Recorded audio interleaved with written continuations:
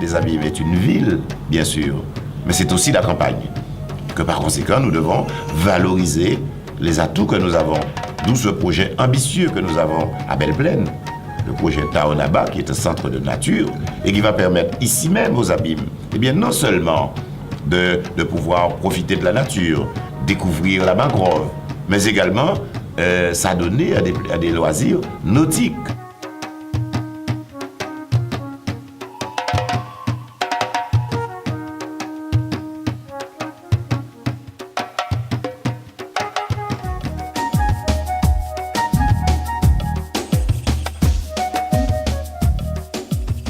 Imaginez que vous êtes sur la départementale 106, je crois, à Vieux-Bourg-Perrin, et que vous déposiez votre véhicule sur un parking à Pont-à-Popo, et que vous puissiez ensuite avoir accès au littoral des Abîmes, aux écosystèmes maritimes et terrestres de la ville des Abîmes. Vous savez que les Abîmiens ont toujours regretté de ne pas avoir un accès à la mer, et il y a quelques années, le maire décide de faire en sorte que la ville récupère en quelque sorte, s'approprie son littoral. Et au travers du canal de Belle-Plaine, un projet est arrêté. Il consiste donc en la mise en œuvre de 3 piliers particuliers. C'est le Muséum des milieux humides et de la mangrove, dont la construction est quasiment achevée. C'est un parcours aquatique sur le canal de l'ordre de 3 km qui va permettre aux Abîmiens, aux Guadeloupéens, à nos visiteurs extérieurs d'avoir accès au Grand Cul-de-Sac-Marin et au lagon. Et puis un parcours pédestre sur Caillebotis en bois qui doit là aussi permettre aux Abîmiens, aux visiteurs touristiques locaux ou extérieurs de découvrir la richesse absolument remarquable de cet écosystème. Le musée de la mangrove de Belle-Plaine est en adéquation avec l'écosystème qui l'entoure tant au niveau des formes que des matériaux utilisés. Les architectes ont eu pour préoccupation de préserver l'environnement et d'offrir au public une structure parfaitement intégrée à son cadre naturel. L'idée nous est venue de trouver d'abord quelque chose qui soit extérieurement, en tout cas en matériaux complètement naturels, évidemment avec beaucoup d'essence et d'essence de bois, de manière à ce qu'on n'ait pas l'impression d'avoir un bâtiment comme ça. C'est un milieu naturel, il faut garder évidemment cette ambiance naturelle. Et on avait bien entendu une contrainte importante qui est que ce milieu-là, c'est un milieu spongieux, un milieu un peu ni terre ni mer. Et donc on était quand même obligé pour implanter un bâtiment de venir chercher le bon sol qui est à 9 mètres et donc de créer obligatoirement une structure sur pieux. Et le bâtiment repose sur 9 pieux qui vont jusqu'à 12 pieux qui vont jusqu'à 9 mètres de profondeur, de manière à ancrer le bâtiment sur du sol sain. Mais tout ce côté béton, poutre béton, pieux béton est complètement gommé, puisque dans le bâtiment final, on ne voit pas 1 cm² de béton.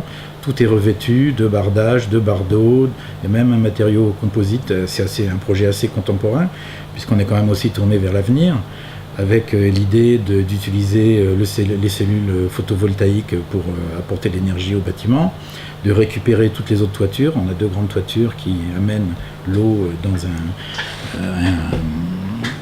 ce qu'on appelle une bâche, qui permet aussi de récupérer l'eau pour les usages des sanitaires, par exemple. Évidemment, c'est pas de l'eau potable, mais pour le bâtiment. Donc au départ, il y avait l'idée de faire un bâtiment qui s'intègre complètement à son milieu environnement, avec l'énergie solaire, la récupération des eaux, la contrainte d'avoir quand même une structure béton pour qu'il se stabilise et qu'il soit dans le bon sol, mais l'idée d'avoir en finale un bâtiment dont l'apparence soit totalement en bois, et ce qu'on a réussi à faire en utilisant tout un langage, en déclinant en fait toutes sortes de bois qu'on peut trouver dans la Caraïbe, pour retrouver cet aspect naturel.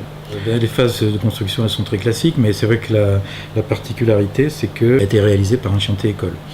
Alors le chantier école, ça consiste à faire apprendre les métiers du bâtiment, en l'occurrence, mais aussi les métiers des espaces verts, puisqu'il y avait eu un chantier école permanent piloté par l'ONF, qui a fait les caillebotis, qui a fait l'entretien du site, parce que là on voit un site qui a déjà été bien investi, qui est beaucoup entretenu.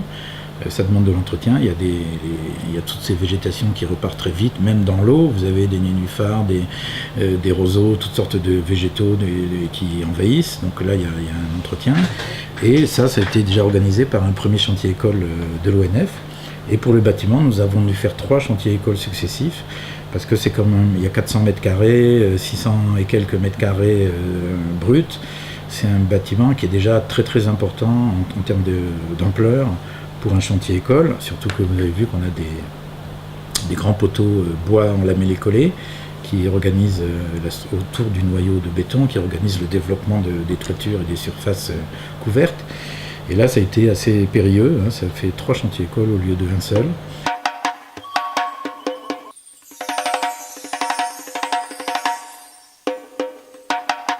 Après, il y avait le programme à faire tenir.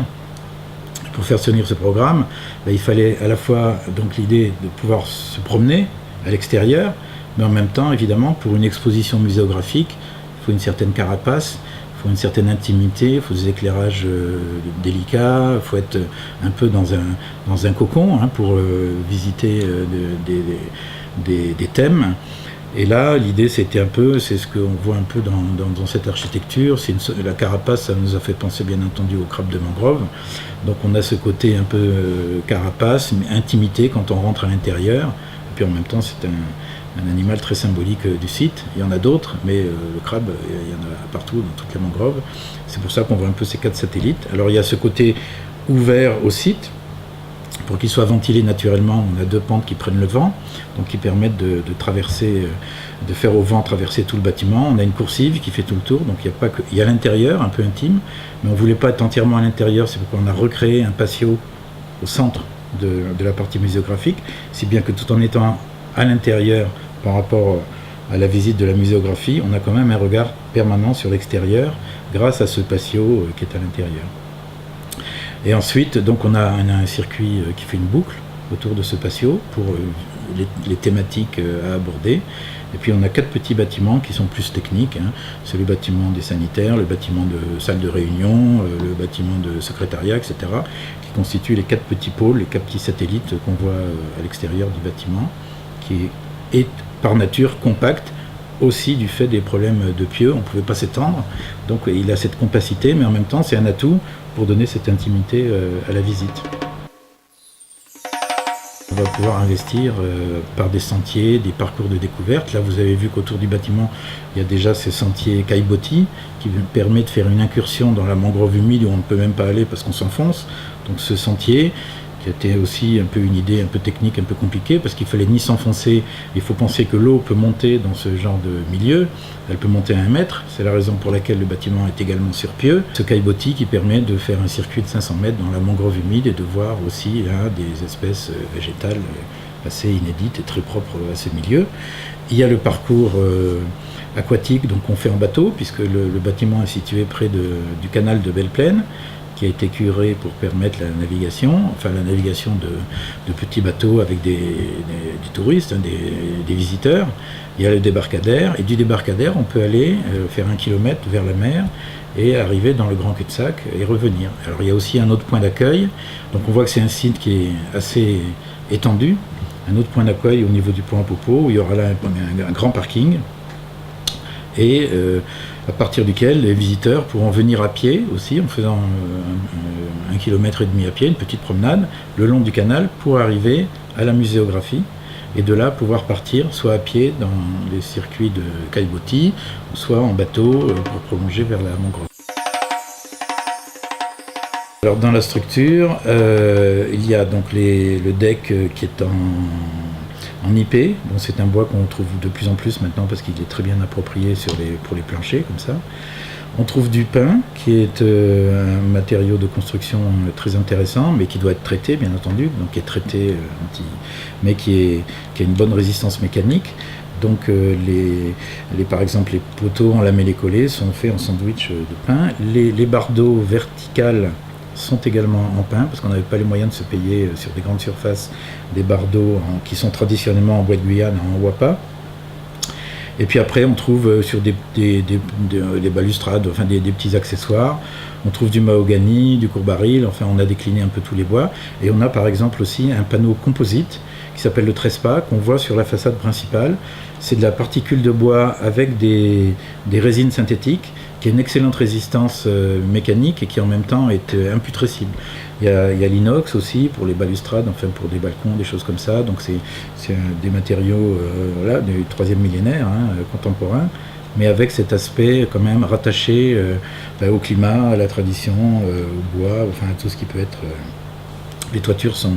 les grandes toitures du bâtiment principal sont en tôle, mais vous remarquerez que les petites toitures des satellites sont en cuivre. En fait, ça aussi, c'est plutôt que d'avoir du visuel. La tôle, on ne la voit pas parce que les pentes sont inversées, mais les toitures qu'on voit, elles sont en cuivre parce que dans les matériaux de tôle, c'est quand même un matériau très naturel. Le cuivre s'oxyde, il prend une teinte. Au départ, il est brillant. Après, il prend une teinte très patinée. Et cette patine est là maintenant. Et ça donne un aspect assez patiné au bâtiment. Le bâtiment avec ses 2 pentes de toiture capte à l'est le vent. Le vent qui vient de l'est, et qui souffle d'est en ouest. Et donc ça permet de faire une espèce d'appel. On a des jalousies, là on a des pare-soleils mais qui sont assez ouverts, de manière à laisser passer entièrement l'air.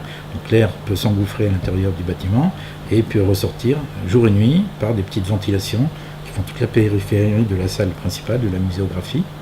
Donc, ce qui permet d'avoir un renouvellement de l'air naturel dans ce milieu qui est relativement court, parce qu'il n'y a pas beaucoup de fenêtres, c'est pas l'objectif pour un musée, il faut se concentrer sur l'exposition. Donc il y a quand même des petites ouvertures pour avoir des petites séquences, des petites vues comme ça, quand on passe, un peu comme des hublots, si on veut, on a des visions sur l'environnement, parce que c'est important aussi de s'imprégner de ce milieu. Donc en fait, ce bâtiment, c'est toute une sorte de compromis entre des choses techniques, des choses naturelles, de l'ouverture, la fermeture, la ventilation. Maintenant, les leçons à partir de cet exemple précis, à part ce qu'on a pu dire, effectivement, essayer de construire avec maintenant une toiture qui permette d'installer des panneaux photovoltaïques, donc qui soient orientés au sud. Ça, avant, on ne s'en préoccupait pas, et légitimement, ce n'était pas nécessaire. Tout ça, ce sont des choses, c'est une analyse, c'est une sensibilité à... Quand on construit un terrain, il faut observer le terrain, et voir d'où vient le vent, d'où vient la pluie, d'où vient le soleil, comment il parcourt le terrain, etc., et que tout un chacun puisse vraiment interpréter. On a son idée de son projet, mais le projet, il doit aussi partir du terrain.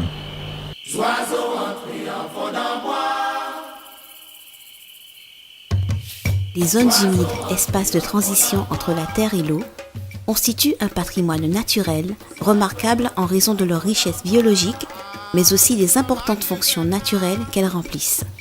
D'une part, elles assurent l'accueil de multiples populations et permettent la reproduction de nombreux poissons. D'autre part, elles contribuent à la régularisation du régime des eaux en favorisant la réalimentation des nappes souterraines, la prévention des inondations et l'auto-épuration des cours d'eau.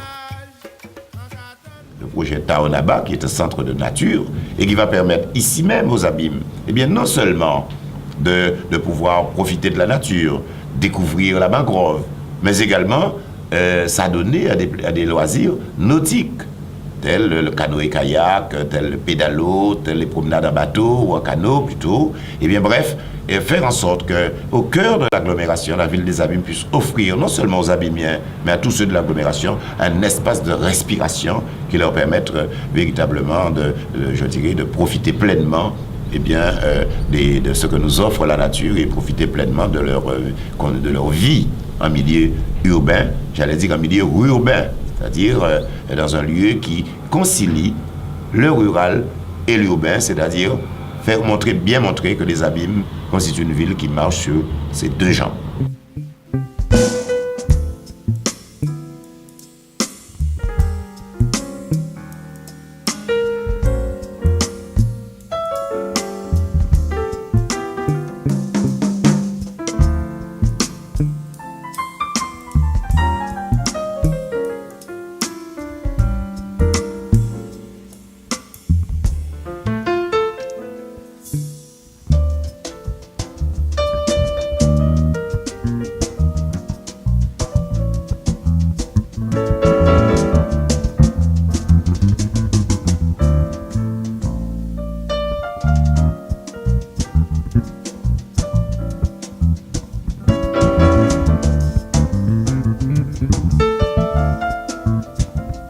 Merci.